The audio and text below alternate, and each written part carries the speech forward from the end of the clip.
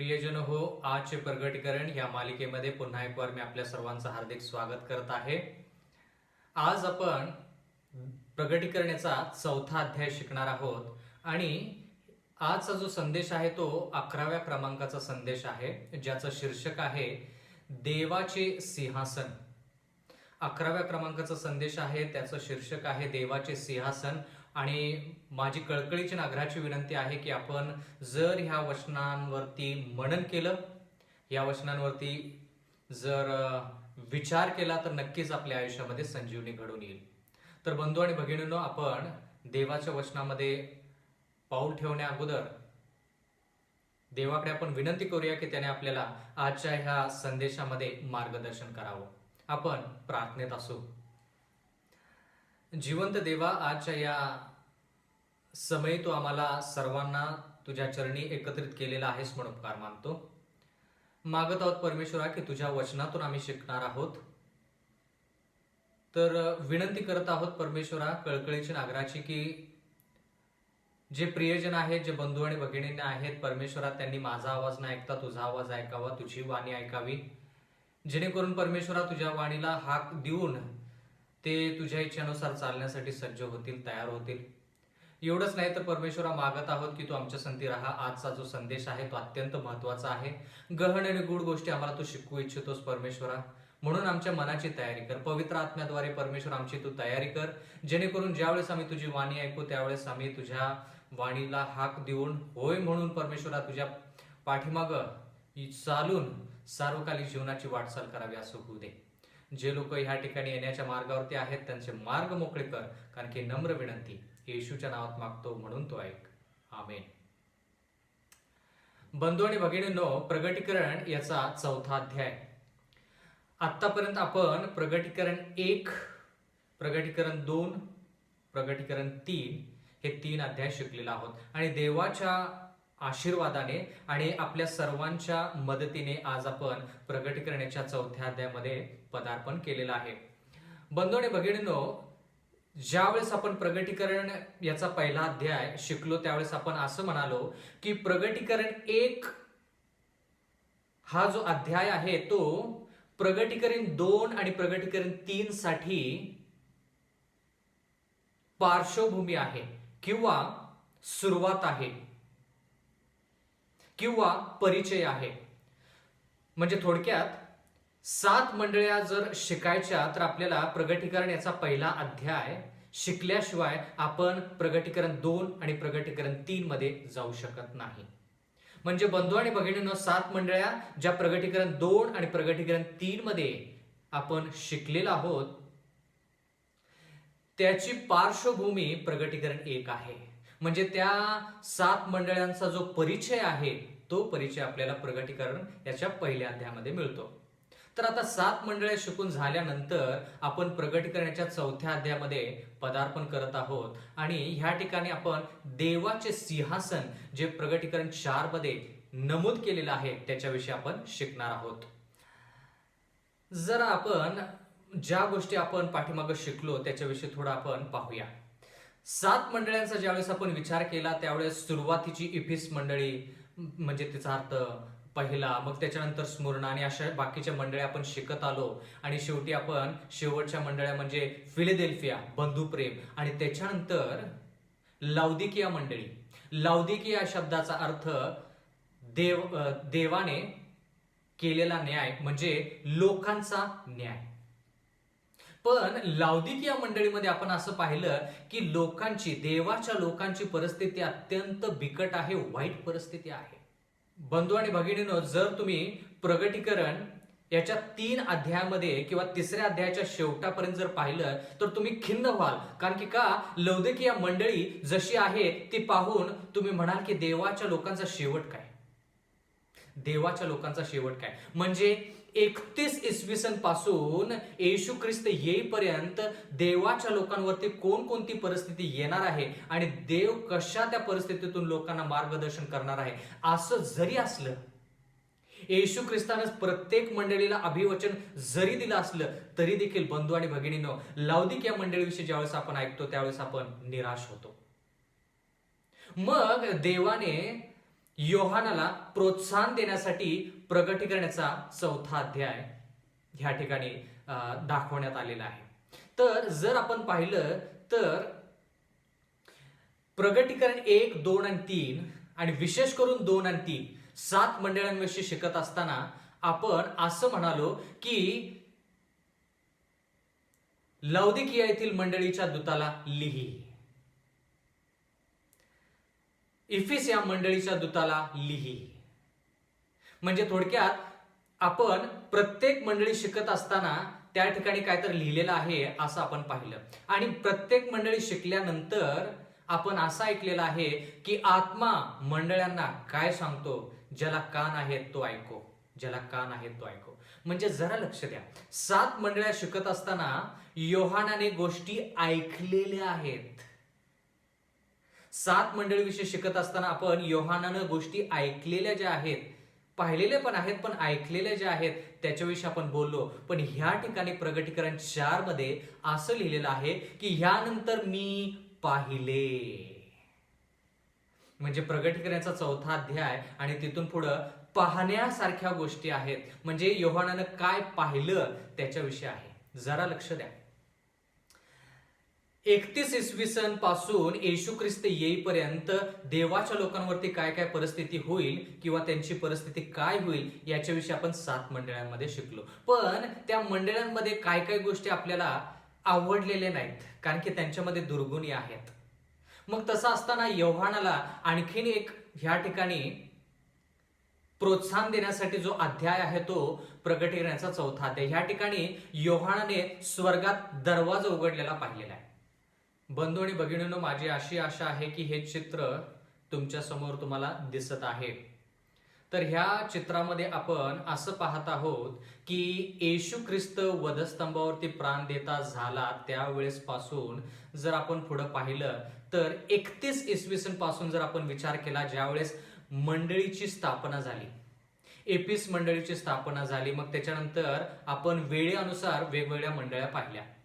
तर 22 ऑक्टोबर 1844 इसवी सन पर्यंत जर आपण विचार केला तर त्या ठिकाणी पवित्र स्थानाचे शुद्धीकरण झालं, म्हणजे न्याय निवाड्याला सुरुवात झाली. बंधू आणि भगिनींनो, जर आपण ह्या चित्राकडे पाहिलं तर तुम्हाला असं पाहायला मिळेल की येशू ख्रिस्त वधस्तंभावरती प्राण देता झाल्यापासून म्हणजे 31 इसवी सन पासून 22 ऑक्टोबर 1844 इसवी सन पर्यंत तो जो काळ आहे त्याला पवित्र स्थान म्हटलेलं आहे. म्हणजे येशू ख्रिस्त ज्यावेळेस स्वर्गाच्या राज्यामध्ये गेला त्यावेळेस तो स्वर्गाच्या राज्यामध्ये कोणत्या भागामध्ये त्यानं पाऊल टाकलं, तर ते पहिला भाग, स्वर्गामध्ये 2 भाग आहेत. पहिला भाग जो आहे तो पवित्र स्थान आहे. पण आपण 1844 पर्यंतच आपण गोष्टी पाहिल्या नाहीत. तर लौदिकिया मंडळीविषयी ज्यावेळेस आपण विचार केला तर आपण असं म्हणालो की 1844 इसवी सन पासून ती मंडळी कार्यरत राहिली आणि ती मंडळी येशू ख्रिस्त येईपर्यंत तीच शेवटची मंडळी असेल आणि ती 7वी मंडळी आहे, शेवटची मंडळी आहे. म्हणजे 22 ऑक्टोबर 1844 नंतर देखील आपण 7व्या मंडळीविषयी शिकतो आणि विशेष करून लौदिकिया मंडळीविषयी शिकतो. म्हणजे जर आपण हे पूर्ण चित्र पाहिलं तर 7 मंडळ्या, ह्या ठिकाणी मी नमूद देखील केलेलं आहे की 7 मंडळांची जर कारकीर्द तुम्हाला पाहायची तर 31 इसवी सन येशू ख्रिस्त वधस्तंभावरती प्राण देता झाला, तो स्वर्गरोहण झाला त्यावेळेस पासून 31 इसवी सन पासून तर येशू ख्रिस्त येईपर्यंत ह्या 7 मंडळांविषयी आपण पाहिलेलं आहे, शिकलेलो आहोत. पण प्रगटीकरण 4 पासून ज्यावेळेस आपण पुढे शिकू त्यावेळेस आपल्याला असं कळेल की ह्या मंडळांविषयी आपल्याला जास्त माहिती कळणार आहे, पण वेगळ्या रूपामध्ये. 7 मंडळांविषयीच आपण जास्त प्रमाणामध्ये शिकणार आहोत, पण वेगळ्या दृष्टिकोनातून. तो दृष्टिकोन कोणता आहे तो आपण प्रगटीकरण 4 पासून थोडे काही अध्याय शिकणार आहोत. तर आता आपण ह्या ठिकाणी प्रगटीकरण 4:1 मध्ये पाहत आहोत की स्वर्गात एक दार उघडलेले आहे. आता स्वर्गात दार उघडलेले आहे याच्याविषयी आपण पाहूया की नेमकं काय. प्रगटीकरणाचा 4था अध्याय 2रं वचन. लगेचच मी आत्म्याने संचारित झालो तेव्हा पहा स्वर्गात राजसन मांडलेले होते आणि त्या राजसनावर कोणी एक बसलेला होता. देवाचं वचन म्हणतं की स्वर्गाच्या ज्यावेळेस स्वर्गामध्ये दरवाजा उघडला गेला तर बंधू आणि भगिनींनो, ह्या ठिकाणी योहानाने पाहिलं की स्वर्गात राजसने मांडले आहेत आणि त्याच्यावरती कोणी बसलेला योहानाने पाहिला.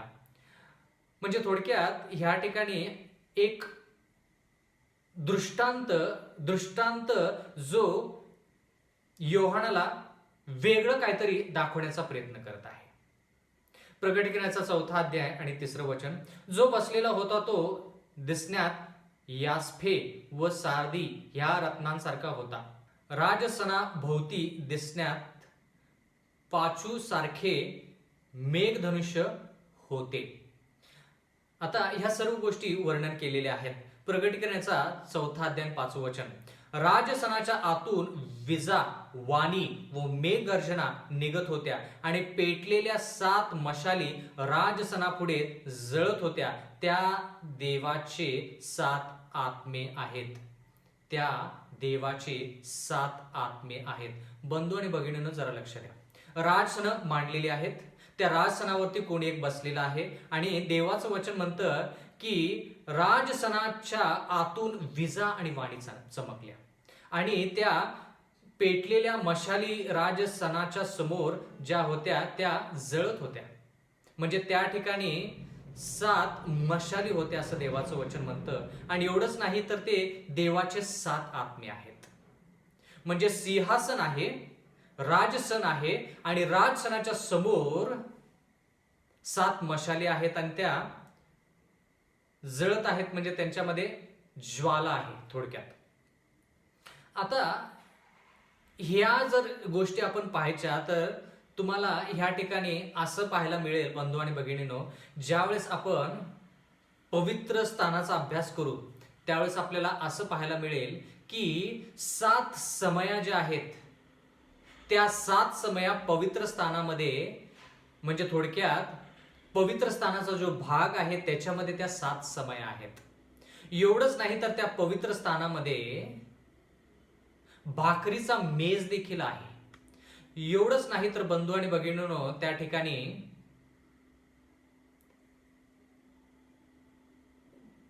जी धूप जाळली जाते त्या धुपीची वेदी देखील त्या ठिकाणी बांधण्यात आलेली आहे. म्हणजे पवित्र स्थानामध्ये, दर्शन मंडपातून पवित्र स्थानामध्ये ज्यावेळेस आपण पदार्पण करतो त्यावेळेस बंधू आणि भगिनींनो, आपण असं पाहत आहोत की त्या ठिकाणी आपल्याला 7 समया, त्या ठिकाणी आपल्याला भाकरीचा मेज आणि धूप जाळण्याची जी वेदी आहे ती पवित्र स्थानामध्ये पाहायला मिळते. म्हणजे जरा लक्ष द्या, दर्शन मंडपामध्ये बलीची वेदी आहे, म्हणजे ज्या ठिकाणी बली चढवली जाते ती वेदी आहे. मग त्याच्यानंतर आपण एक घंगाळ पाहतो ज्याच्यामध्ये पाणी आहे. तर ह्या सर्व गोष्टी ज्या आहेत त्या पवित्र स्थानामधल्या गोष्टी आहेत.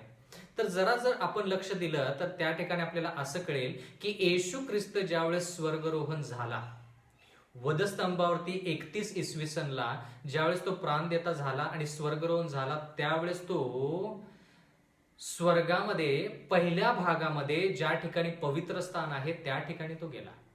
त्या पवित्र स्थानामध्ये आपण असं पाहत आहोत की ह्या ठिकाणी 7 मशाली आहेत. 7 काय आहेत? मशाली आहेत. म्हणजे पवित्र स्थानाचा विचार केला तर जशा 7 समय आहेत तशा 7 मशाली आहेत. त्या ठिकाणी धूप वेदी आहे आणि भाकरीचा मेज देखील आहे. जर तुम्ही पवित्र स्थानाचं हे चित्र पाहिलं तर त्या ठिकाणी तुम्हाला त्या सर्व गोष्टी पाहायला मिळतील.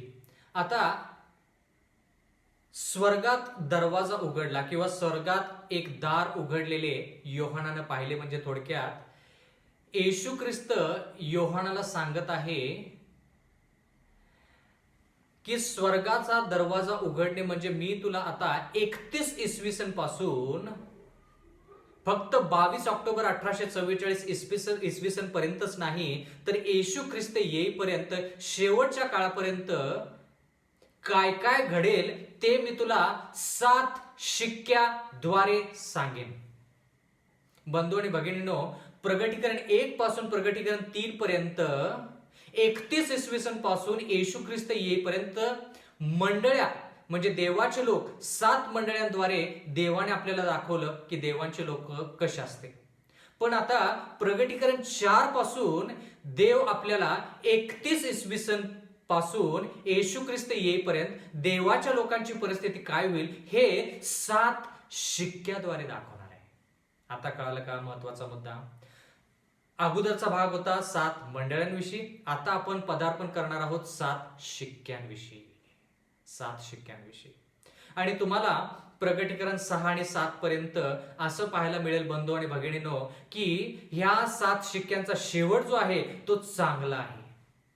कारण की 7 मंडळांचा ज्यावेळेस आपण विचार केला तर 7वी मंडळी लाउदिकिया मंडळी निराशजनक होती. पण ज्यावेळेस आपण 7 शिक्क्यांचा विचार करू त्यावेळेस बंधू आणि भगिनींनो आपल्याला कळेल की 7 शिक्के जे आहेत 7 तर ते 7 शिक्क्यांचा जो शेवट आहे विशेष करून 6व्या शिक्क्याचा जो शेवट आहे तो शेवट चांगला आहे म्हणजे आपल्याला आनंद देणारा असा आहे. म्हणजे जरा लक्ष द्या. प्रगटीकरण 3 पर्यंत ज्यावेळेस योहानाने दृष्टांत पाहिला त्यावेळेस थोडक्यात योहान थोडा निराश झाला की देवाच्या लोकांची परिस्थिती काय. म्हणून देवाने त्यांना योहानाला सांगितलं की मी तुला आता 7 शिक्क्याद्वारे दाखवतो की देवाच्या लोकांची परिस्थिती काय होणार आहे आणि ती तुला उत्तेजन देईल. ती तुला काय देईल? उत्तेजन देईल. म्हणून 7 शिक्के फार महत्वाचे आहेत. तीच कारकीर्द, तीच वेळ 31 इसवी सन पासून येशू ख्रिस्त येईपर्यंत जशा 7 मंडळांची कारकीर्द आहे त्याच गोष्टी देव आता 7 शिक्क्यांद्वारे आपल्याला सांगणार आहे. पण जरा लक्ष द्या. 7 मंडळांना आपण पाहण्याच्या अगोदर प्रगटीकरणाचा पहिला अध्याय आपण शिकलो. म्हणजे 7 मंडळांचा परिचय आपल्याला प्रगटीकरण 1 मध्ये मिळाला. तसं 7 शिक्क्यांविषयी शिकायचं तर त्याच्यासाठी आपल्याला त्याची प्रचिती, त्याचा परिचय, 7 शिक्क्यांचा परिचय आपल्याला प्रगटीकरण 4 मध्ये मिळतो.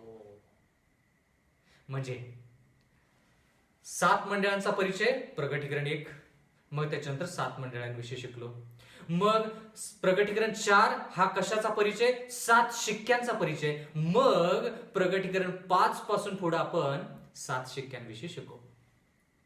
म्हणजे 7 मंडळांच्या आणि 7 शिक्क्यांच्या मध्ये देवाचे सिंहासन याचा दृष्टांत योहानाला दाखवण्यात आला. कळालं का? महत्वाच्या गोष्टी आहेत. आता प्रगटीकरण याचा 4था अध्याय पहिल्या वचनाकडे परत जाऊया. प्रगटीकरणाचा 4था अध्याय पहिलं वचन. ह्यानंतर मी पाहिले तो पहा स्वर्गात एक दार उघडलेले मला दिसले आणि जी वाणी मी प्रथम ऐकली होती ती माझ्याबरोबर बोलणाऱ्या करण्याच्या ध्वनीसारखी होती. ती म्हणाली इकडे वर ये. आता इकडे वर ये म्हणजे काय? म्हणजे ती वाणी योहानाला म्हणत आहे की योहाना तू वर इकडे ये. म्हणजे काय? जो दरवाजा मी उघडलेला आहे. कोणता दरवाजा उघडलेला आहे?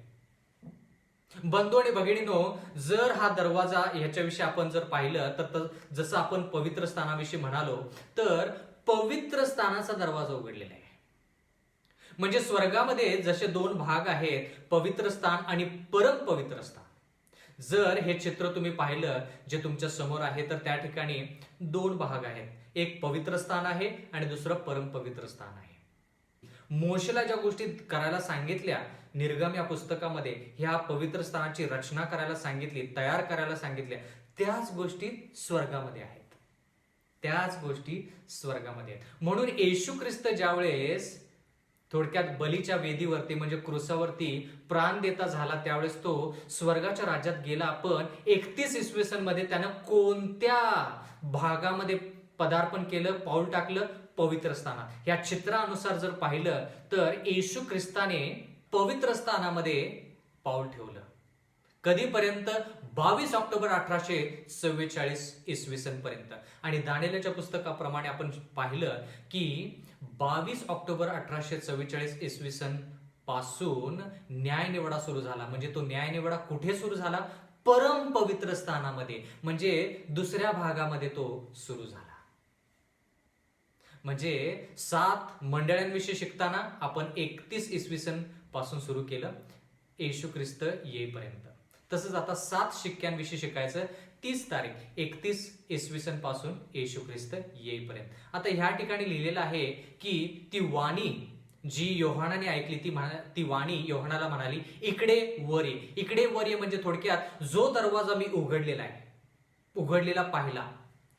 इकडे वर ये म्हणजे जो दरवाजा मी उघडलेला पाहिला तो दरवाजा कोणता आहे. योहान काय म्हणत आहे की ह्या ठिकाणी ती वाणी त्याला म्हणत आहे, वर ये. वर ये म्हणजे काय? पवित्र स्थानाचा जो दरवाजा उघडलेला आहे तो पवित्र स्थानामध्ये तू देखील पहा की काय होत आहे. म्हणजे दरवाजा उघडणे म्हणजे कोणता? परम पवित्र स्थानाचा नाही. हे चित्र तुमच्या समोर आहे बंधू आणि भगिनींनो. ह्या ठिकाणी दरवाजा परम पवित्र स्थानाचा उघडलेला ह्या ठिकाणी प्रगटीकरणाच्या पुस्तकामध्ये लिहिलेला नाही, तर पवित्र स्थानाचा दरवाजा उघडलेला असा योहानाने पाहिला. आणि तो दरवाजा उघडला म्हणजे कोणता? पवित्र स्थान. कधी? 31 इसवी सन. 31 इसवी सन. आणि एवढंच नाही तर प्रगटीकरण 4:1 मध्ये लिहिलंय शेवटचं वाक्य, ती म्हणाली इकडे वर ये म्हणजे ज्या गोष्टी ह्यानंतर घडून आल्या पाहिजेत त्या मी तुला दाखवीन. म्हणजे बंधू आणि भगिनींनो, फक्त पवित्र स्थानामधल्याच गोष्टी नाही तर पवित्र स्थानाचा दरवाजा उघडल्यापासून सर्व गोष्टी येशू ख्रिस्त येईपर्यंत त्या सर्व गोष्टी योहानाला दाखवण्यात येतील. कसं? 7 शिक्क्यांच्या द्वारे. अगोदर कसं होतं? 7 मंडळांच्या द्वारे. आता आपण 7 शिक्क्यांच्या द्वारे तो इतिहास पाहायचा आहे. इतिहास, वर्तमान आणि भविष्यकाळ पाहायचा आहे. प्रगटीकरणाचा 4था अध्याय आणि 4थं वचन. राजसनाभोवती 24 आसने होती. राजसनाभोवती 24 आसने होती आणि त्या आसनांवर शुभ्र वस्त्र परिधान केलेले व डोक्यावर सोन्याचे मुकुट घातलेले 24 वडील बसलेले होते. आता 24 आसने आणि त्याच्यावरती 24 वडील बसले होते. आता 24 वडील कोण आहेत? बंधू आणि भगिनींनो, जर तुम्ही मला फक्त प्रगटीकरणाच्या पुस्तकामध्ये 24 वडील कोण आहेत हे जर विचारलं तर मी स्पष्टपणे तुम्हाला सांगू शकणार नाही. पण मला एवढं कळतं बंधू आणि भगिनींनो की हे जे 24 वडील आहेत हे 24 वडील येशू ख्रिस्त ज्यावेळेस पुनरुत्थान पावला, ज्यावेळेस येशू ख्रिस्त मरण पावला क्रुसावरती, त्याच्यानंतर तो 3ऱ्या दिवशी उठला, तो पुनरुत्थान पावला, त्यावेळेस बाकीच्या कबरा देखील उघडल्या गेल्या. काही कबरा त्यावेळेस उघडल्या गेल्या आणि त्यातून काही लोक जिवंत झाले. त्यांनी देखील येशू ख्रिस्त जिवंत झालेला आहे, पुनरुत्थान पावलेला आहे हा प्रचार या जगामध्ये केला. तर 24 वडील जे आहेत ते येशू ख्रिस्ताच्या वेळेस पुनरुत्थान पावलेले जे आहेत त्यांच्याशिवाय दुसरा कोणताही संदर्भ आपल्याला ह्या ठिकाणी पाहायला मिळत नाही. त्याच्याशिवाय दुसरी कोणतीही गोष्ट आपल्याला अशी पाहायला मिळत नाही की कोणते ते 24 वडील असतील जे स्वर्गाच्या राज्यात आहेत. कळालं का? म्हणून हे 24 वडील जे आहेत ते येशू ख्रिस्ताचं पुनरुत्थान ज्यावेळेस झालं, येशू ख्रिस्त ज्यावेळेस जिवंत झाला त्यावेळेस ज्या कबरा उघडल्या त्यामधून हे लोक जिवंत झाले. बाकीचे लोक देखील त्यांना पुनरुत्थान मिळालं. ते लोक स्वर्गाच्या राज्यामध्ये 24 वडील म्हणून आहेत. प्रगटीकरणाचा 4था अध्याय 5वं वचन. राजसनाच्या आतून विजा, वाणी व मेघगर्जना निघत होत्या आणि पेटलेल्या 7 मशाली राजसनापुढे जळत होत्या. त्या देवाचे 7 आत्मे आहेत. बंधू आणि भगिनींनो, देवाचे किती आत्मे आहेत? 7 आत्मे आहेत का? जर आपण 7 मंडळांचा विचार केला तर प्रत्येक मंडळीसाठी एक एक एक एक एक एक असा आत्मा आहे. आत्मा मंडळांना काय सांगतो? ज्याला कान आहे तो ऐको. आत्मा मंडळांना काय सांगतो? ज्याला कान आहे तो ऐको. म्हणजे 7 वेळेस आपण त्या आत्म्याविषयी पाहिलं. पण तो आत्मा कसा आहे? एकच आहे. आता 7 अंक कशाला दर्शवतो बंधू आणि भगिनींनो? जर आपण पाहिलं तर 7 अंक परिपूर्णतेला दर्शवतो. 7 अंक कशाला दर्शवतो? परिपूर्णतेला दर्शवतो. 6 दिवसामध्ये देवाने सृष्टी निर्माण केली आणि 7व्या दिवशी ती सृष्टी निर्माण करून तो 7व्या दिवशी त्यानं विश्रांती घेतली. म्हणजे परिपूर्णता. तर जरा आपण विचार केला तर ह्या ठिकाणी आपल्याला कळेल की आत्मा देवाचा एकच आहे. 7 वेगवेगळे आत्मे नाहीत. आत्मा एकच आहे. आता मी का म्हणतो आत्मा एकच आहे? कारण की येशू ख्रिस्त पण प्रत्येक मंडळीच्या समोर वेगवेगळ्या रीत्या स्वतःला प्रगट करते. म्हणजे त्याचा अर्थ असा का की 7 येशू ख्रिस्त आहेत? नाही, एकच येशू ख्रिस्त आहे. येशू ख्रिस्त एकच आहे, पण तो प्रत्येक मंडळीच्या समोर वेगवेगळ्या दृष्टिकोनातून प्रगट करत आहे स्वतःला, कारण की मंडळीची गरज तशी आहे. पण येशू ख्रिस्त एकच आहे. म्हणजे येशू ख्रिस्ताने जे कार्य इफिस मंडळीमध्ये सुरू केलं त्यावेळेस तो पहिला, इफिस म्हणजे पहिला, पण ज्यावेळेस लौदिकिया मंडळीमध्ये तो आला त्यावेळेस तो स्वतःला म्हणतो जो आमेन, म्हणजे त्यानं सर्व गोष्टी ज्या 7 मंडळामध्ये पूर्ण करायच्या होत्या त्यानं पूर्ण केल्या, म्हणून तो काय म्हणाला? आमेन. तसंच आत्म्यांविषयी ज्यावेळेस आपण शिकतो त्यावेळेस प्रत्येक मंडळीसाठी तो आत्मा दिलेला आहे, पण तो आत्मा एकच आहे. पण ह्या ठिकाणी लिहिले 7 अंक परिपूर्णतेला दर्शवतो. म्हणजे 31 इसवी सन पासून येशू ख्रिस्त येईपर्यंत जे 7 आत्मे आहेत ते मंडळीला वेगवेगळ्या काळानुसार, जशी आपण मंडळी शिकलो त्या काळानुसार तो पवित्र आत्मा प्रत्येक मंडळीमध्ये कार्य करेल, प्रत्येक मंडळीमध्ये कार्य करेल. जसं येशू ख्रिस्ताने प्रत्येक मंडळीमध्ये वेळेनुसार कार्य केलं तसं पवित्र आत्मा देखील प्रत्येक मंडळीमध्ये कार्य करतो. महत्वाचा मुद्दा आहे, पण पवित्र आत्मा तो एकच आहे. आता 7 अंक परिपूर्णतेला दर्शवतो म्हणजे काय? तुम्ही आणि मी खूप वेळेस वाचलं असेल देवाच्या वचनामध्ये, आणि विशेष करून प्रेषितांचे कृत्य या पुस्तकामध्ये, की पवित्र आत्मा पेंतेकोस्टच्या दिवसावेळी येशू ख्रिस्ताच्या शिष्यांवरती उतरला. म्हणजे येशू ख्रिस्ताच्या शिष्यांवरती का उतरला? कारण की त्यांना पूर्ण जगामध्ये सुवार्ता सांगायची होती, आणि त्या ठिकाणी ते वेगवेगळ्या भाषेमध्ये बोलू लागले, जेणेकरून सुवार्ता लवकर आणि खूप लांबपर्यंत पोहोचेल.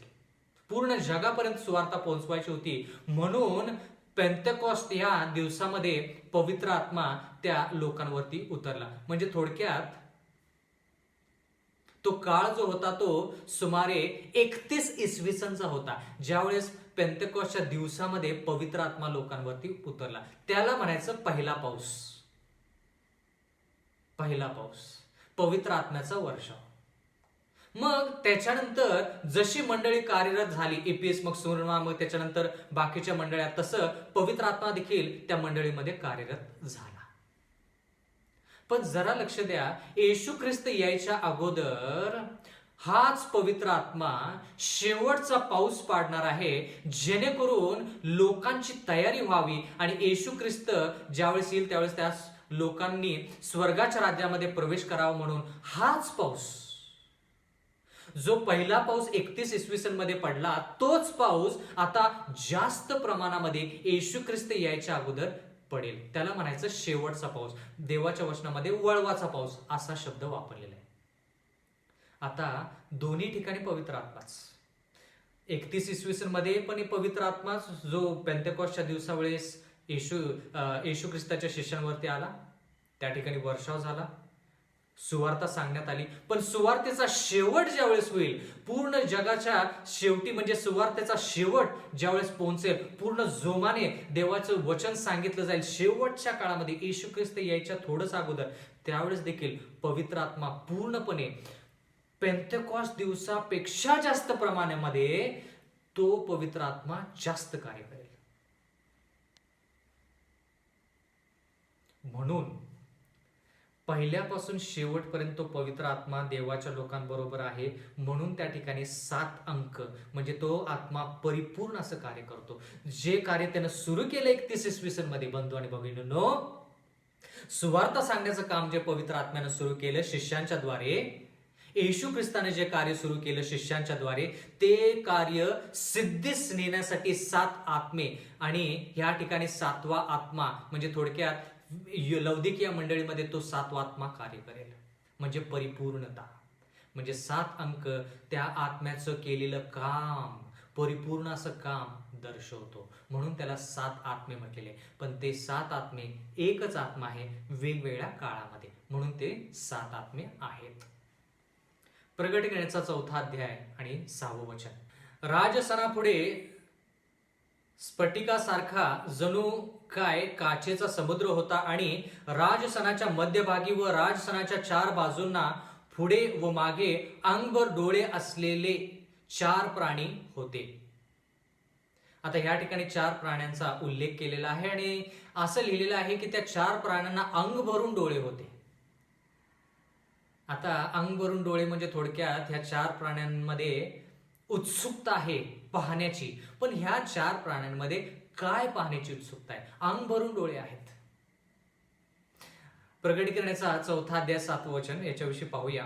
पहिला प्राणी सिंहासारखा, दुसरा घोड्यासारखा, तिसरा माणसाच्या तोंडासारखा व चौथा प्राणी उडत्या गरुडासारखा होता.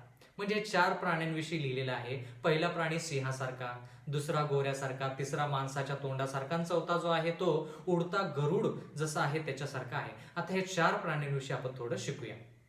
आता हे 4 प्राणी जर प्रगटीकरणाच्या पुस्तका व्यतिरिक्त जर पाहायचे तर एझेकिएल याचा पहिला अध्याय, एझेकिएल याचा पहिला अध्याय आणि 10वं वचन, प्रत्येक प्राण्याला 4 तोंडी होती असं एझेकिएल मध्ये लिहिलेलं आहे.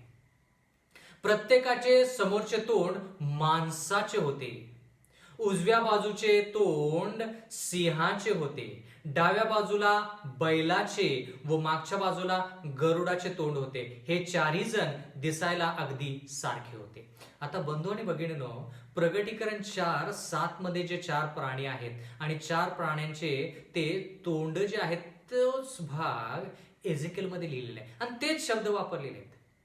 म्हणून देवाच्या वचनाचा अभ्यास करत असताना हे शब्द कुठे वाचले आणि आपण कुठे पाहतो हे शिकल्यानंतर आपल्याला त्याच्याविषयी जास्त माहिती कळते, त्याच्याविषयी जास्त माहिती कळते. आता एझेकिएल ह्या 4 प्राण्यांविषयी काय जास्त माहिती देतो ते आपण पाहूया. एझेकिएलचा पहिला अध्याय आणि 6वं वचन, या ठिकाणी देवाचं वचन म्हणतं, पण त्या प्रत्येक प्राण्याला 4 तोंडे व 4 पंख होते. आता जरा लक्ष द्या, जो प्राणी किंवा जे प्राणी एझेकिएलनं पाहिले त्यांना 4 पंख होते. एझेकिएलचा पहिला अध्याय 15वं वचन, ते करूब उडून वर गेले, मी खबार नदीच्या तीरी पाहिला, तो हा प्राणी होय, करूब. आता त्या ठिकाणी देवाचं वचन म्हणतं की हे जे प्राणी आहेत हे करूब आहेत. हे जे प्राणी आहेत ते काय आहेत? करूब आहेत. पण ह्यांना 4 पंख आहेत. करूबांना किती पंख आहेत? 4 पंख आहेत. कारण की एझेकिएल 1:15 मध्ये काय लिहिले? ते करूब उडून वर गेले. एक करूब नाही, 4. कारण की 4 प्राणी आहेत, 4 करूब आहेत. मी खबार नदीच्या तीरी पाहिला, तो हा प्राणी होय. म्हणजे बंधू आणि भगिनींनो, एझेकिएल म्हणत आहे की ते 4 प्राणी 4 करूब आहेत आणि त्या 4 करूबांना म्हणजे 4 देवदूत, जे करूब आहेत ते देवदूत आहेत आणि त्या 4 देवदूतांना 4 पंख आहेत. करूबांना किती पंख आहेत? 4 पंख आहेत. ह्या ठिकाणी देवाचं वचन म्हणतं. आता एझेकिएलचा 10वा अध्याय आणि पहिलं वचन वाचूया. आपण काय शिकत आहोत? 4 प्राणी.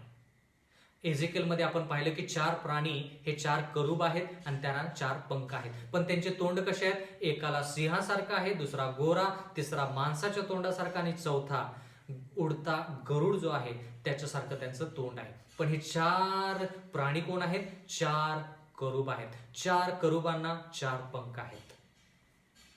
एझेकिएलचा 10वा अध्याय पहिलं वचन, मग मी करूब दूतावर असलेल्या वाडग्याकडे पाहिले, तो इंद्रनीलाप्रमाणे नितळ निळा दिसत होता आणि त्यावर सिंहासनासारखे काहीतरी होते. आता जरा लक्ष द्या, जे करूब आहेत हे करूब स्वर्गदूत आहेत किंवा देवदूत आहेत आणि त्यांच्यावरती सिंहासन आहे. म्हणजे बंधू आणि भगिनींनो जरा लक्ष द्या, स्वर्गात दरवाजा उघडलेला योहानाने पाहिला. म्हणजे थोडक्यात जे सिंहासन आहे ते पवित्र स्थानामधलं सिंहासन आहे, परम पवित्र स्थानामधलं नाही. तुमच्या समोर हे जे चित्र दिसत आहे बंधू आणि भगिनींनो, त्या चित्रामध्ये 2 भाग आहेत स्वर्गामधले, पवित्र स्थान आणि परम पवित्र स्थान. येशू ख्रिस्त ज्यावेळेस ह्या पृथ्वीवरून स्वर्गरोहण झाला 31 इसवी सनला, त्यावेळेस तो पवित्र स्थानामध्ये पहिल्यांदा गेला आणि मग परम पवित्र स्थानामध्ये. जरा लक्ष द्या, म्हणजे पवित्र स्थानामध्ये ज्यावेळेस तो गेला त्यावेळेस तो सिंहासनावरती बसला. कारण की प्रकटीकरणाच्या पुस्तकामध्ये आपण वाचलं की राजसने वरती कोणी एक बसलेला योहानाने पाहिला, तो येशू ख्रिस्त. मग ते सिंहासन कशावरती आहे? ह्या करुबांवरती आहे. 4 करूब आहेत. आणि जर बंधू आणि भगिनींनो, जर तुम्हाला दानिएल याचा 7वा अध्याय जर आठवत असेल तर त्या ठिकाणी आपण शिकलो की राजसने किंवा आसने मांडण्यात आली, न्यायसभा भरली आणि त्या न्यायसभामध्ये जे आसने आहेत त्यांना चक्र होती. धधकत्या आगीसारखे चक्र होती. म्हणजे ते चक्र काय आहेत? ते एका ठिकाणावरून दुसऱ्या ठिकाणी जातात. ते चक्र होती. आता ते चक्र म्हणजे थोडक्यात जरी चक्र दानिएलाने पाहिली, एजेकिएलनं जरी करूब पाहिले, तर थोडक्यात ते काय आहेत? स्वर्गदूत आहेत. म्हणजे स्वर्गदूत येशू ख्रिस्ताचं सिंहासन वाहतात किंवा नेतात किंवा पुढे चालवतात. कोण? स्वर्गदूत.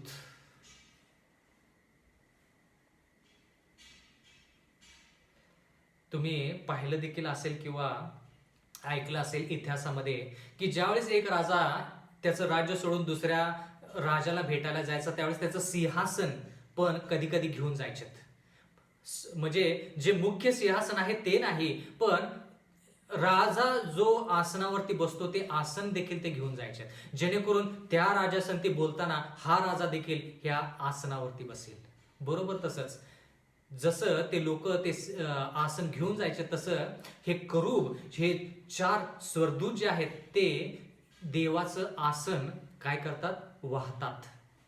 म्हणजे थोडक्यात पवित्र स्थानामध्ये आसनावरती येशू ख्रिस्त बसलेला आहे. त्या आसनाचे चक्र दानिएल 7 प्रमाणे जे चक्र आहेत ते एजेकिएल 10:1 प्रमाणे करूब म्हणजे स्वर्गदूत आहेत. म्हणजे पुढं पाठीमागे शिकायचं म्हणजे काय होईल? जास्त प्रमाणामध्ये आपल्याला ती माहिती कळते. आता एजेकिएल याचा पहिला अध्याय 9वं वचन. मी पाहिले तर प्रत्येक करूबाच्या बाजूस एक अशी, सगळ्या करूबांच्या बाजूला 4 चाके होती. बघा, करूबांच्या बाजूला चाके होती. ती चाके वैडूर मण्यासारखी दिसत होती. म्हणजे बंधू आणि भगिनींनो, हे कसं चित्र तुमच्या समोर मांडायचं हे जरा मला थोडं अवघड जरी जात असलं तरी देखील जरा समजून घेण्याचा प्रयत्न करा की ह्या करूबाच्या प्रत्येक बाजूला 4 चाके होती. मी पाहिले तर प्रत्येक करूबाच्या बाजूस एक अशी, सगळ्या करूबांच्या बाजूला 4 चाके होते. म्हणजे 4 करूब 4 चाके, आणि त्या 4 करूबांना 4 पंख. म्हणून बंधू आणि भगिनींनो, हे आसन जे आहे, हे आसन आता पवित्र स्थानामध्ये जे आहे ते पवित्र स्थानातून ज्यावेळेस 22 ऑक्टोबर 1844 इसवी सन सुरू झालं, न्यायनिवाडा सुरू झाला, त्यावेळेस ते आसन पवित्र स्थानातून परम पवित्र स्थानामध्ये कुणी नेलं? करूबांनी नेलं. त्यावरती कोण बसला होता? येशू ख्रिस्त बसला होता. तो परम पवित्र स्थानामध्ये कशासाठी गेला? न्यायनिवाडा करण्यासाठी गेला. कारण की आपल्याला वाटतं की स्वर्गामध्ये एकच आसन आहे आणि ते आसन एकच ठिकाणी आहे. नाही, ह्या ठिकाणी त्या आसनाला चाकं आहेत. म्हणजे येशू ख्रिस्त त्या आसनावरती पवित्र स्थानामध्ये पण आहे आणि तेच आसन ते करूब त्या चक्राच्या द्वारे पुढे घेऊन जातात परम पवित्र स्थानामध्ये. प्रकटीकरणाचा 4था अध्याय 8वं वचन. त्या 4ही प्राण्यांना प्रत्येकी 6 पंख असून ते प्राणी आतून बाहेरून सर्वांगी डोळ्यांनी भरलेले होते. आता जरा लक्ष द्या. आतापर्यंत आपण काय पाहिलं की 4 करूबांना 4 पंख, पण आता प्रकटीकरण 4:8 मध्ये लिहिलेलं आहे की हे 4 प्राणी जे आहेत, जे प्रकटीकरणाच्या पुस्तकामध्ये आहेत, त्यांना 6 पंख आहेत. 4 पंख नाहीत, 6 पंख आहेत. आपल्याला हे प्राणी कोणते आहेत ते कळालं. म्हणजे काय आहेत? देवाचे दूत आहेत. पण देवाच्या दूतांपैकी कोणते दूत? देवाचे स्वर्गदूतच आहेत, पण देवाच्या स्वर्गदूतांपैकी कोणते? ह्या ठिकाणी करूबांना 4 पंख आहेत, पण ह्या प्राण्यांना 6 पंख आहेत. 6 म्हणजे आता हे कोण? 6 म्हणजे हे कोण? तर प्रकटीकरणाचा 4था अध्याय 8वं वचन परत एकदा वाचूया. त्या 4ही प्राण्यांना प्रत्येकी 6 पंख असून ते प्राणी आतून बाहेरून सर्वांगी डोळ्यांनी भरलेले होते आणि पवित्र पवित्र पवित्र जो होता, जो आहे व जो येणार, तो सर्व समर्थ प्रभू देव, असे ते रात्रंदिवस म्हणतात. ते कधीच थांबत नाहीत. म्हणजे हे प्राणी जे 4 आहेत, प्रगटीकरण 4थ्या अध्यायामध्ये ते 4 प्राण्यांना 6 पंख आहेत. त्या 4 प्राण्यांना 6 पंख आहेत. पण आपण 4 प्राणी पाहिले ज्यांना 4 पंख आहेत आणि त्यांचं नाव करूब. पण ह्या ठिकाणी आता 6 आहेत, 6 पंख आहेत. मग हे देवाचे स्वर्गदूत कोण आहेत आणि त्यांचं नाव काय?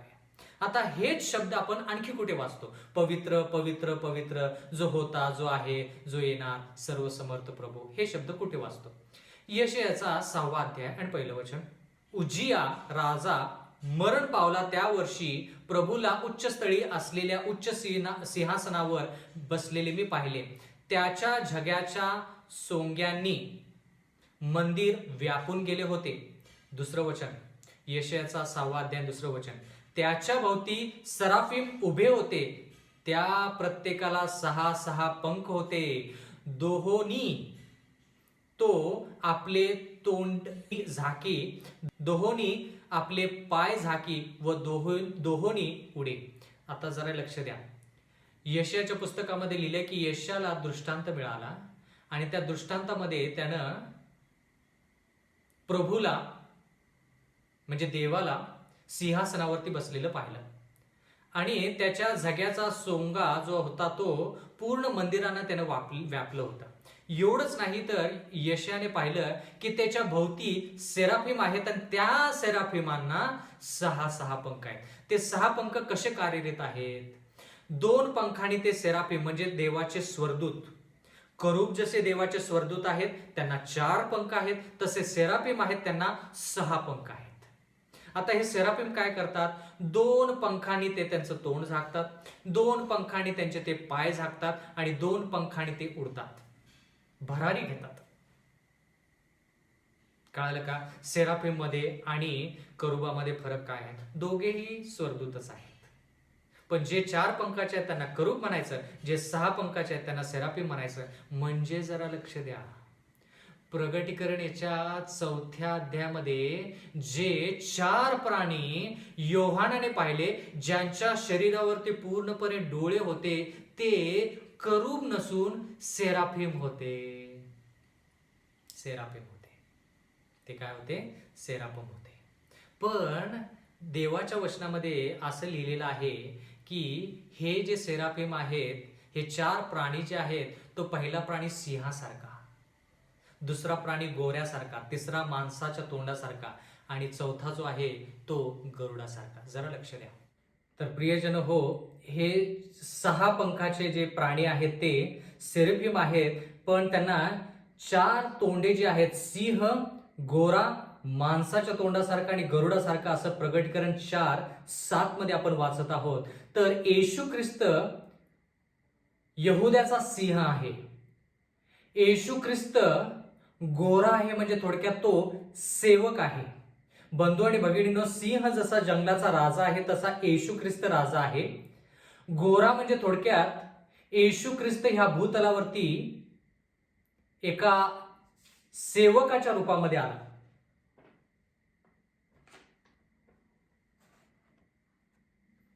येशू ख्रिस्त ह्या भूतलावरती एका सेवकाच्या रूपामध्ये आला. मनुष्य म्हणजे येशू ख्रिस्ताचे मानवी रूप आणि गरुड म्हणजे येशू ख्रिस्ताचे दैविक रूप असं आपण म्हणू शकतो. म्हणजे जरा लक्ष द्या, ह्या ठिकाणी हे जे प्राणी आहेत हे पाहत आहेत. काय पाहत आहेत? हे जे प्राणी आहेत यांना पूर्णपणे अंगावरती डोळे आहेत आणि ते आतुरतेने पाहत आहेत. काय पाहत आहेत बंधू आणि भगिनींनो? हे असं पाहत आहेत की येशू ख्रिस्त सिंह म्हणजे राजा कसा आहे, येशू ख्रिस्त गोरा म्हणजे येशू ख्रिस्त सेवक कसा आहे. हे प्राणी असं पाहत आहेत की तिसरा म्हणजे मनुष्याचा तोंडासारखा म्हणजे येशू ख्रिस्त मानवी रूपामध्ये कसा आहे आणि ह्या ठिकाणी उडता गरुड म्हणजे येशू ख्रिस्त दैविक रूप त्याचं जे आहे ते कसं आहे. तर हे 4 प्राणी बंधू आणि भगिनींनो, हे 4 प्राणी जे आहेत, हे 4 प्राणी फार आतुरतेनं पाहत आहेत, कारण की देवाचं वचन म्हणतं की त्यांच्या शरीरावरती पूर्णपणे डोळे आहेत, म्हणजे त्यांना आतुरतेनं पाहायचं आहे. काय पाहायचं आहे? येशू ख्रिस्त राजा कसा आहे. सिंह जसा जंगलाचा राजा असतो तसा येशू ख्रिस्त राजा कसा आहे. गोरा जसा सेवा करतो तसं येशू ख्रिस्त सेवक कसा आहे हे पाहायचं आहे. मग माणसाच्या तोंडासारखा म्हणजे येशू ख्रिस्त मानवी रूपामध्ये कसा आहे हे देखील त्यांना पाहायचं आहे. आणि चौथी गोष्ट म्हणजे उडता गरुड म्हणजे येशू ख्रिस्त दैविक रूपामध्ये कसा आहे हे देखील त्यांना पाहायचं आहे. म्हणून जरा लक्ष द्या बंधू आणि भगिनींनो, महत्वाचा मुद्दा. म्हणून मत्तईचं पुस्तक जर तुम्ही वाचलं तर त्या ठिकाणी येशू ख्रिस्त जो आहे तो राजासारखा कसा आहे हे मत्तईच्या पुस्तकामध्ये लिहिलेलं आहे. जर तुम्ही मार्क हे पुस्तक वाचलं तर त्या ठिकाणी येशू ख्रिस्त गोरा म्हणजे सेवक कसा आहे हे तुम्हाला मार्कच्या पुस्तकामध्ये पाहायला मिळेल. एवढंच नाही तर लूक ह्या पुस्तकामध्ये जर पाहिलं तर येशू ख्रिस्त मानव कसा आहे हे लूक तुम्हाला सांगेल. आणि चौथं पुस्तक योहान म्हणजे येशू ख्रिस्त त्याचं दैविक रूप कसं आहे म्हणजे गरुडासारखा कसा आहे, दैविक रूप कसं आहे हे योहान तुम्हाला सांगेल. मत्तई, मार्क, लूक, योहान हे चार जे शुभवर्तमान आहेत बंधू आणि भगिनींनो, हे आपल्याला येशू ख्रिस्त राजा, येशू ख्रिस्त सेवक, येशू ख्रिस्त मानव, येशू ख्रिस्त देव कसा आहे या सर्व गोष्टी सांगतील. म्हणून हे चार प्राणी येशू ख्रिस्ताकडं पाहत आहेत की येशू ख्रिस्त काय करत आहे, कसा आहे येशू ख्रिस्त. प्रगटीकरणाचा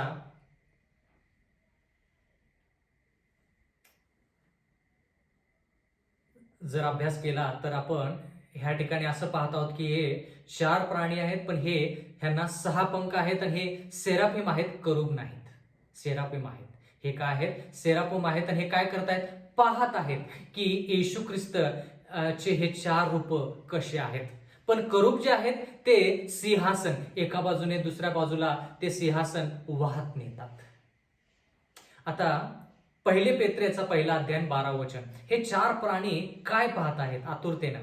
पहिले पेत्रेचा पहिला अध्याय आणि 12 वचन, त्यांना असे प्रगट करण्यात आले होते की स्वर्गातून पाठवलेल्या पवित्र आत्म्याच्या द्वारे तुम्हाला सुवार्ता सांगणाऱ्यांनी त्या गोष्टी तुम्हाला आता सांगितल्या आहेत. त्या गोष्टी कळवण्याची सेवा ते स्वतःसाठी नव्हे तर तुमच्यासाठी करत होते. त्या गोष्टी न्याहाळून पाहण्याची उत्कंठा देवदूतांना आहे. देवाचं वचन म्हणतं की ज्या गोष्टी येशू ख्रिस्त आपल्या आयुष्यामध्ये करत आहे किंवा येशू ख्रिस्त 31 इसवी सन पासून तो परत येईपर्यंत ज्या गोष्टी येशू ख्रिस्त करणार आहे पवित्र स्थानामध्ये आणि परम पवित्र स्थानामध्ये ज्या गोष्टी तो करणार आहे त्या सर्व गोष्टींची पाहण्याची उत्कंठा देवदूतांना आहे असं देवाचं वचन म्हणतं. आणि ते देवदूत कोण आहेत? सेराफिम. पेत्राच्या पत्रानुसार पहिले पेत्र 1:12 अनुसार शेवटचं वाक्य, त्या गोष्टी न्याहाळून पाहण्याची उत्कंठा देवदूतांना आहे. कळालं का बंधू आणि भगिनींनो? म्हणून ते सेराफिम पूर्ण अंगभर त्यांना डोळे आहेत की येशू ख्रिस्त त्याच्या लोकांना कसं मदत करत आहे, काय कार्य त्या मंडळीमध्ये करत आहे. पण आता आपण प्रगटीकरण 4 पासून पुढं 7 शिक्क्यांद्वारे शिकणार आहे की देव किंवा येशू ख्रिस्त ह्या देवाच्या लोकांमध्ये कसा कार्यरत आहे. त्या 7 शिक्क्यांची प्रचिती किंवा परिचय आपल्याला प्रगटीकरण 4 मध्ये पाहायला मिळतो.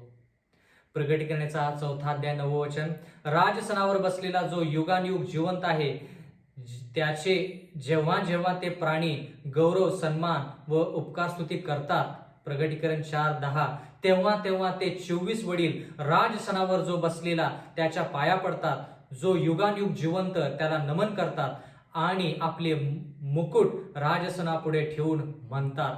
प्रगटीकरणाचा 4था अध्याय 11 वचन, हे प्रभू आमच्या देवा, गौरव व सन्मान व सामर्थ्य ह्यांचा स्वीकार करण्यास तू योग्य आहेस, कारण तू सर्व काही निर्माण केलेस, तुझ्या इच्छेने ते झाले व अस्तित्वात आले. प्रियजन हो, देवाच्या वचनामध्ये आपण असं पाहत आहोत की 7 शिक्क्यांचा परिचय आपल्याला प्रगटीकरण 4 मध्ये पाहायला मिळत आहे. आणि त्या ठिकाणी देवाचं वचन म्हणतं की स्वर्गात दरवाजा उघडला म्हणजे पवित्र स्थान उघडण्यात आलं आणि त्या ठिकाणी येशू ख्रिस्त काय करतो ते योहानाला दाखवण्यात आलं. परमेश्वर आपला सर्वांस आशीर्वाद देव. येणारे जे संदेश आहेत ते संदेश आपण नक्कीच ऐकूया, त्याच्यावरती मनन करूया आणि आपल्या आध्यात्मिक जीवनामध्ये आपण पुढे वाटचाल करूया. आपण प्रार्थना करू. स्वर्गातील जिवंत परमेश्वर देवा, उपकार मानतो आजच्या वचनाबद्दल. परमेश्वरा, तू गहन आणि गूढ गोष्टी आम्हाला शिकवत आहेस. परमेश्वर, आम्ही 7 शिक्क्यांविषयी इथून पुढे शिकत असताना तू आम्हाला त्यांचा परिचय करून दिलेला आहेस. जसं 7 मंडळीचा परिचय परमेश्वरा प्रगटीकरण 1 मध्ये केलास आणि त्याच्यानंतर 7 मंडळात प्रगटीकरण 2 आणि 3 मध्ये आम्हाला शिकवल्यास, तसंच देवा तुझ्या लोकांवरती काय परिस्थिती येणार आहे आणि तू त्यांना कशी मदत करणार आहेस आणि विजयी त्यांना तू कसं करणार आहेस हे 7 शिक्क्यांद्वारे तू आम्हाला शिकवणार आहेस. तर आम्ही तुझ्या वचनांचा अभ्यास करावा, सखोल अभ्यास करावा आणि आमच्या आध्यात्मिक जीवनामध्ये बदल घडून यावा म्हणून आम्ही विनंती करत आहोत. सर्वांसंती राहा. नम्र विनंती येशूच्या नावात मागतो.